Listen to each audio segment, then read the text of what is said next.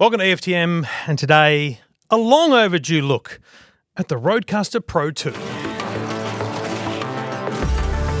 Now, I'll be completely honest. The reason this has taken so long is because I had a very early version of this. I had to work through a lot of software changes that Rode were making while developing this product. And I really wanted to get a lot of podcasts under my belt. I didn't just want to open it up and go, hey, it's a great product, it's got all these extra features. I wanted to really understand what was new and what was good about this, despite the fact that it comes with its own cover as an accessory, as an option. You don't need third parties. Remember the first Rodecaster? Rode didn't have that. Others came up with it. Then Rode came up with it. Straight out of the box, you've got some protection for your Rodecaster Pro II. And look at it there. It's a gorgeous device. It is taking what was the Rodecaster to the next level. Now, for the purpose of this video, I am recording the bulk of the audio through the Rodecaster, but I'm also recording directly into the camera because I want to do some of the stuff that will require me to stop recording at certain times. So bear with me on that. But let's just reflect a little bit on what was the Rodecaster. Okay, so this is the original Rodecaster, and what a bloody amazing bit of kit it was. And I said it at the time, it revolutionized podcasting. It brought a radio studio-like approach to podcasting all around the world. And you see them now everywhere. You can see the distinctive look of this thing on so many different podcasters' desks. And I still think this is an unbelievable unit. I, in fact, would encourage your entry-level podcaster to look for one of these because you'll get them at a great price because it does everything you need. It's just that this takes it to a whole new level. Now, let me explain why. Now, there's actually less faders on the new Rodecaster. So 2, 4, 6. We had 2, 4, 6, 8.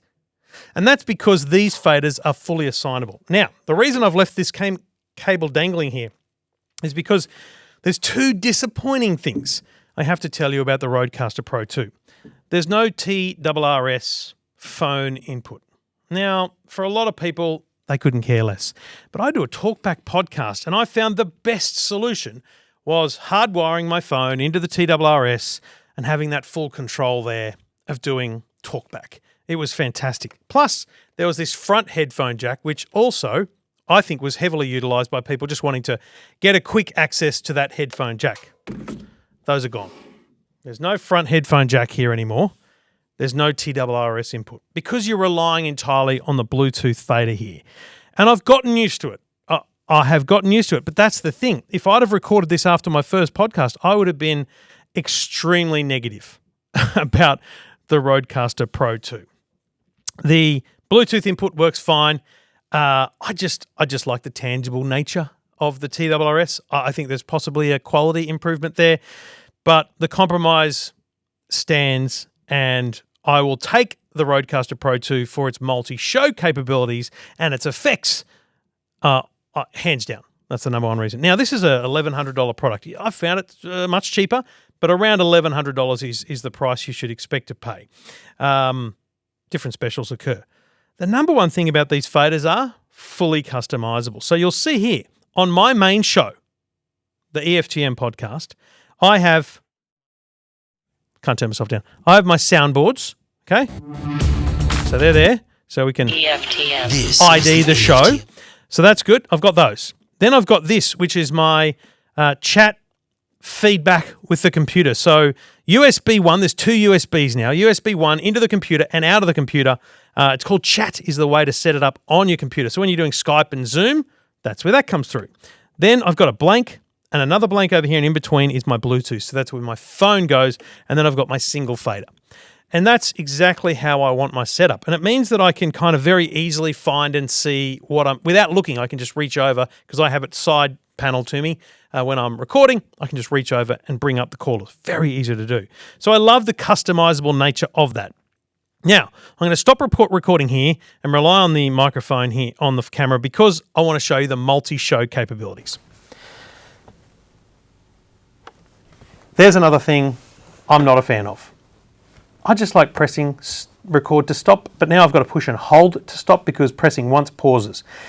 If there's a setting for that, Rode, please tell me, but otherwise please add it because I don't want to press to pause. I never pause. I start, I stop, I'm done. That's how I podcast. I know others don't, and we're all different. That's what's great about it. Now, what you have here is, you see this little icon up the top here. That is the icon for this show, the EFTM podcast. If I tap on that now and go import, I now have a list of shows. Two Blokes Talking Tech is the other one, and I can press that and I can now import that show. And what it does is it loads in all the stings and IDs for the next show, Two Blokes Talking Tech. Look. Oh, you can't hear that. Hang on, let me hit record. So we're recording now again on the Two Blokes Talking Tech show. So now I can hit record. This is Two Blokes Talking. So I've changed shows instantly just by importing a show, and you'll see here the configuration is different. I've got my soundboard, I've got Bluetooth available, I've got my USB chat, but most importantly, I've got a second mic because there's a second person on Two Blokes Talking Tech, Stephen Fennick's with me. But I have it set up with this USB chat because sometimes we do remote using Riverside. So it's still configured for me no matter what I want to do. Multiple soundboards available here, and this is where it gets really fun. So there's a bunch of effects that you can apply to a soundboard, to a sound pad, whatever, hotkey, whatever you want to call it. For example, we can turn this into a small robot. Or a monster. Or a large robot. Or if you want to announce something to your audience, bring out the megaphone. And you've got megaphone access. People, subscribe now to the EFTM podcast. And while you're there, download Two Blokes Talking Tech. Beautiful. See, nice announcements. And you know what? Even more so, if you really couldn't give a then no problems at all. You just beep. What that does is it mutes the microphone and adds the beeping. So no matter what, you don't actually have to be swearing. There's a bunch of other things. I couldn't even begin to delve into them all for you, but let's just have a look here at a new panel. So we've got this ability to add effects, or the sound effects. There's different sound effects that exist. We can add effects to an individual microphone. So, for example, I had it set up so that the robot sound effect would only apply to Stephen's microphone here on microphone 2. Lots of cool stuff like that. There's all these things here. Trash Talk allows you to actually set it up. It's all like John Laws used to have a mute to caller button. So you could press that button and you could speak to the audience, but the caller couldn't hear it. So you can do that Trash Talk. It's a bit of routing that goes on. It's hyper complex, and that's what's beautiful about this. At its very core, it's the new Rodecaster, right? But then you add in that ability to change shows, and for a multiple show podcaster, that's a big deal. So I'll give you another example. Stephen Fennick and I do the best movies you've never seen. Now, Stephen puts in a lot of effort into that show. Lots of audio, lots of sound pads and hotkeys, pages of them. He's coming here today to my studio. He's just going to bring a micro SD card. And that micro SD card, put it into my Rodecaster Pro, and I hit import show, and it will import the show that he's created onto this Rodecaster. So it's a great way of backing up and moving around your shows if they're dynamic like that. I'm going to stop recording here for a minute, because the thing I want to say about the importing and exporting of shows is it could be a lot better. So if I, for example, want to import a show, you'll see here there's two versions of EFTM. Now, look, again, maybe some people want multiple versions of things, but I have one. There's one EFTM. If I change it and tweak it, just make it the show. I don't know why it is multiple recordings of it there. So I think this UI could be better. Now, the other UI, I'm going to load back up EFTM here. This is a touchscreen, by the way. You can have haptic controls, and then there's this large jog dial which allows you to adjust certain settings. So if you're in the settings, let's hit record again. If you're in the settings, there's certain things you can do, which probably I can't do while I'm recording, obviously time and date and stuff that you manipulate with this rather than using the touch screen. Most importantly, though, every one of these faders is customizable. So your mics could be over here, Bluetooth over there. You can put whatever you want, wherever you want. And these are now highly robust inputs, high quality, that allow you could plug a line-in guitar there, and you can choose what it is.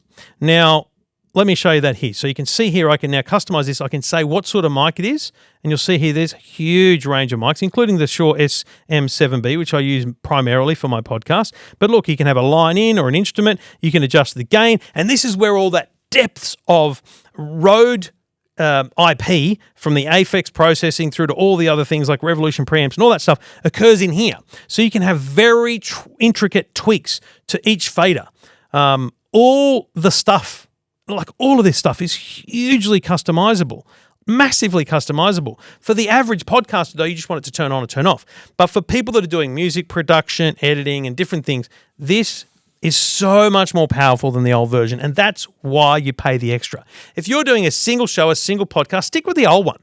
But if you are someone who's getting far into multiple podcasts, then on its own, the multiple shows is a big win.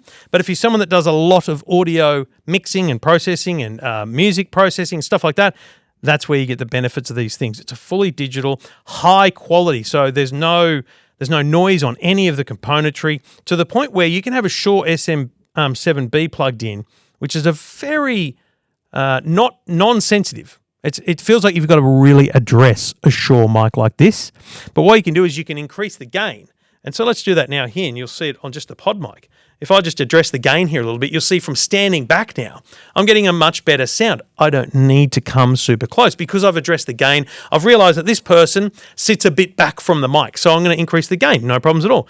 Bring it back down because I'm more of a close-up addresser of the mic. The processing capabilities, the customization is full on. Critically also, it's got Wi-Fi now and Ethernet, so you can get software updates over the air, and there's going to be lots of those. You remember how much the original Rodecaster changed? That's going to happen here again. 4 headphones, 2 USB, so I don't even want to get into that because other people will talk about why, but this is for streamers. This is for people who are doing your Twitch streaming and they want, game inputs to their headphones that don't go out to the audience and different things like that. So you can have multiple USB set up. Very, very smart. And you can also use it for USB hard drive storage, all those kind of things. USB-C power troubles me a bit because I could just unplug that very easily. That, you don't have that lock-in mechanism. That's a disappointment for me. But overall, the form factor is just a touch smaller. The capabilities are remarkably higher and, made in Australia. I mean, seriously, folks, for something this cool to be made in Australia, I just think that is a huge win for our innovation. And Rode continue to do it. They continue to innovate. I've gotten used to it. So I will say it was frustrating to me early on because I was learning something very new. But now that I understand the process, I think the UI could be better in some ways for things like the exporting, importing shows. And the last thing I'll say that I absolutely don't like, and I am giving Rode feedback about, is the way the audio is stored. Now, again, this is very personal. If you're someone that records a show, boom, dumps it in a file, dated, so it's got a file number and a date. And then in that folder, every file you record, every audio record is a folder. Whereas before, you had one folder with all the audio. See, I record, when I do the EFTM podcast, it's probably 9 clips of audio. Intro, outro, bit chat in the middle, and 6 callers, for example. Each of those is a separate audio file. So I've got to go in and grab 6 files out of 6 folders. It's just not as easy to drag and drop and edit. So those little things, and because each file has the same name, in every folder is a different name, but the recording is still called stereo mix. I want it to be called recording 1 in folder recording 1. So little things like that are still frustrating to me, but I've learnt in my workload to get used to it. Look, it's an expensive device, but it does more than any other multi-track recorder of this size, scale, and target on the market. It really does. The Rodecaster Pro II is a revolution in audio, not just in podcasting. The Rodecaster, revolution in podcasting, and still continues to be. This just takes it to the absolute next level, especially for podcasters who do multiple shows. Full details and availability at EFTM.com.